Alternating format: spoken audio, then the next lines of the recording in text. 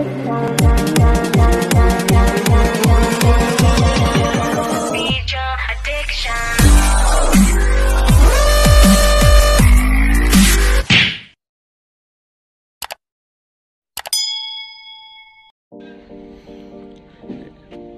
guys, good morning. Ito nga pala ang ating unit ngayon, ang backhoe Volvo. Sa mga nagtatanong at ating mga kasamang baguhan, ituturo ko naman sa inyo kung paano mag-check ng backhoe bago ito gamitin. Ano-ano nga ba dapat ang chine-check sa backhoe na kailangan nating malaman bago tayo mag-operate para maganda ang kondisyon ng ating unit. Let's go guys, samahan niya ako. Ito yun guys, umpisa na natin ang pag-check ng ating unit. Ito ay ilang araw ko rin hindi nagamit ang ating unit dahil kami patapos na sa aming area. Yan ang aming natapos na area.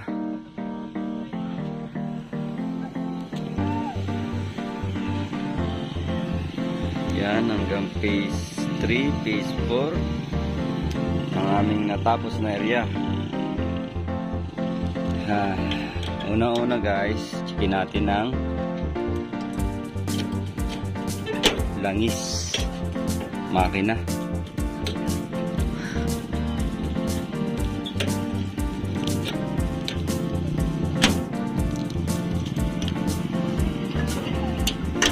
Hanap natin.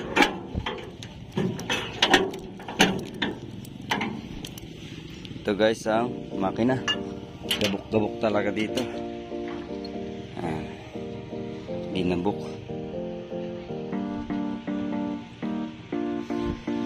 Napalinis ko na lang ulit sa aking spotter kasi mga ilang araw din na hindi nagamit.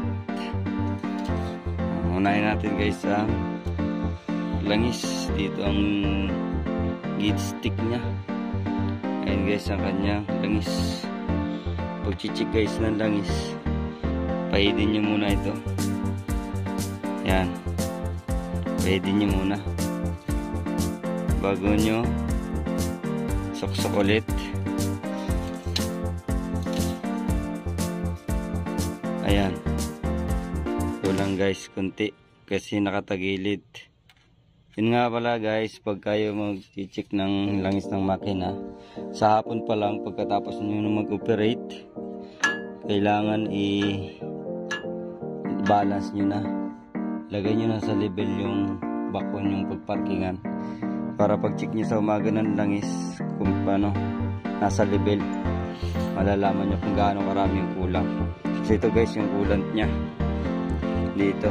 Huwag nyo sa ganito guys na Volvo, huwag kayo maglalagay ng tubig sa ganitong kailangan coolant lagi kasi mas mabilis uminit yung tubig kasi, at iba yung pagka design nya, talagang pang coolant na siya guys. Sarap natin.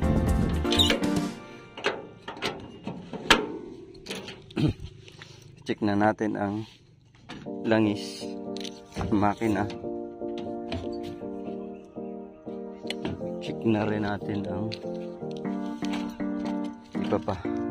Mamaya na yung diesel kasi may git. Yan. Ito naman na ang water separator. Chichikin din natin yan kung may tubig o wala. Ito guys. Yan. Yan. Tanyo. Meron siya yung itim-itim na yan, tubig yan. Kailangan di ipapalinis niya yan. Tapos yun sa baba, wala naman tubig. Pero may gabok talaga siya ng para sa tubig yan eh. Pero wala siyang tubig, na drain ko na kasi yan nung isang araw. Nung huli kong gamit. Okay. At ito nga pala guys ang sa hydraulic. Kailangan lagi na dito sa kalahati. ng dalawang guhit. Ito ang unang guhit, tapos sa taas na guhit. Kailangan nandito sa kalahati ang ano niya. Kailangan nandito sa kalahati ang hydraulic niya. Bababa na ng kaunti. Nabawasan na kasi nagpalit ako ng breaker. And guys,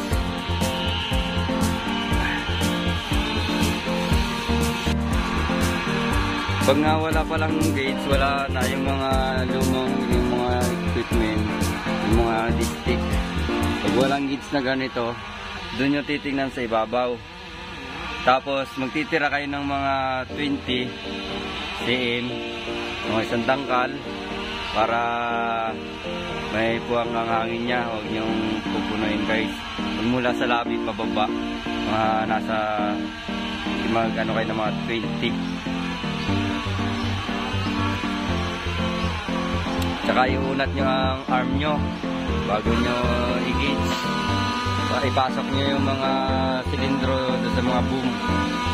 Yung mga ano nyo, ipasok nyo para yung hangin. Yung hydraulic pumunta sa tangke. Mag-gauge nyo ng maayos.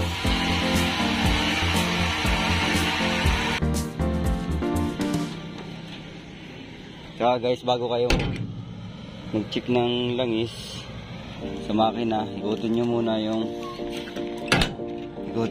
bako nyo. Kailangan ikutin nyo muna yung bako nyo kung may tulo ng langis, para pag andar alam nyo kung saan kayo mag-check ng langis, kung saan banda yung may tumulo o may wala man tumulo, para alam nyo kaagad. Kasi pag nag-andar, saka nyo malalaman nyo tulo ng langis. Check naman natin na sunod ang battery. Ito guys, ang kanyang battery. Kailangan ang terminal ay hindi maluwag. Kailangan mahigpit. Tsaka i-on nyo ito. Yan ang off nya. 0 sa 0. On. Ang battery nitong bulbo guys, dito sa labas ang isa sa ulihan, at dito sa loob ang isa. Tsaka dito guys yung sa tubig ng para sa windshield, yung pang spray. Tsaka chichikin nyo na rin, lagi nyong chichikin itong, lagi nyong ito ang air cleaner nya guys, dito sa loob. Papalinis ko naman bago ko mag-operate. Pag dumating na yung spatter, kailangan yan guys linisin yung loob nitong air cleaner. Yan, lilinisin yan.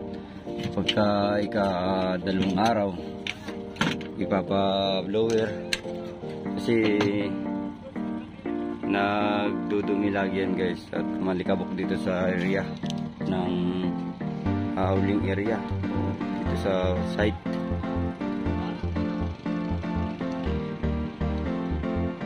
At pag na-check niya ito guys, air cleaner,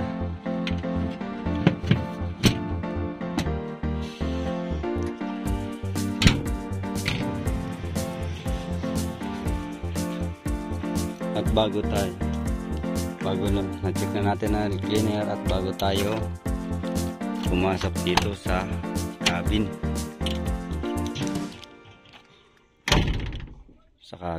itong ang loob niya guys.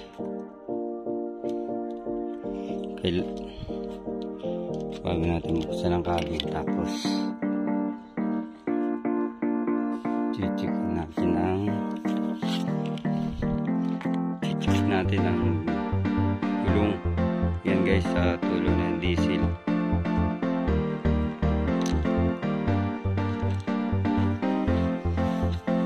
Kailangan natin checkin ang grasa. Yan guys, grasa dito guys, ang grasahan ng yan, dito ginagrasahan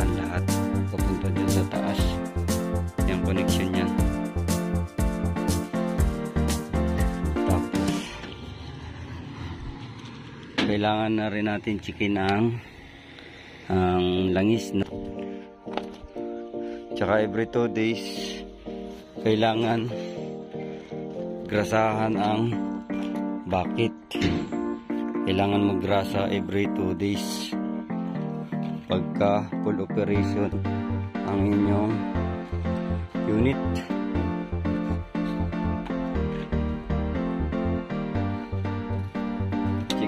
Check. Tas guys, check na natin ang ating unit. Lagyan na natin ang susi. Saka i-on natin.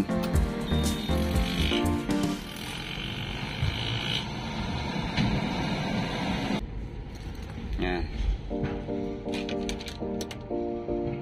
Saka pa lang tayo i-start. Makikita nyo naman yan. Diesel full. Tapos temperature lower. Ito nga pala guys ang kanyang sa aircon. Ito pipindutin nyo kung gusto nyo mag aircon. At ito, kung may lumabas na error, ito ang pipindutin nyo guys para mawala yung error dyan sa dashboard. Kasi nagawa na yung ano nito, yung error nito, pero may nalabas pa rin dun sa dashboard. Okay na siya. Na itong mga ano nyan, sa aircon lang naman ito. Tapos dito magre-reset ka ng sa pag nakakuha mo ng maximum ng nung change oil, magre-reset uli para magdating o ilalagay nyo uli sa 500 hours yung sa monitor o kaya sa hydraulic at sa water separator. Pagka yun ay babalik nyo sa 500 hours, kasi reset nyo ulit. Dito yung kanyang doon sa mga hours na niya takbo, ganyan na trabaho. Ito nga pala guys ang safety lock. Pag umandar yan, na-open ang hydraulic bago pa lang siya gagana na sable. Start na natin guys.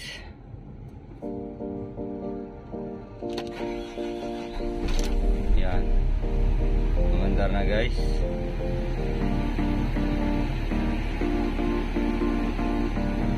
Kailangan palaging malinis ang loob ng cabin at saka labas ng bako.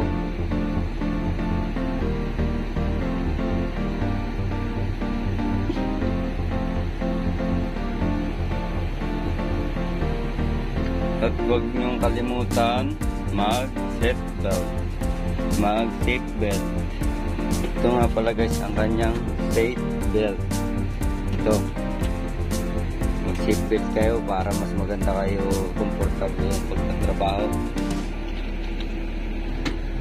Yun lang guys, yun ang mga dapat check-upin sa everyday. Pag gagamit kayo ng equipment, kailangan check-upin natin ang ating mga unit, tsaka panatilihin na nakakakondisyon ang ating mga unit sa mga ating mga baguhan, na mga bagong graduate. Sana makatulong itong video na ito sa inyo, sa mga chichikin, kasi merong ibang pang chichikin sa equipment pagka kayo ay nakapalok sa company. Kasi dito na kayo makakaranas na talaga maghapunan na hanggang gabi na trabaho. Sana makatulong yung mga video ko iba sa inyo para may idea na kayo kung kayo nakahawak ng ganitong unit.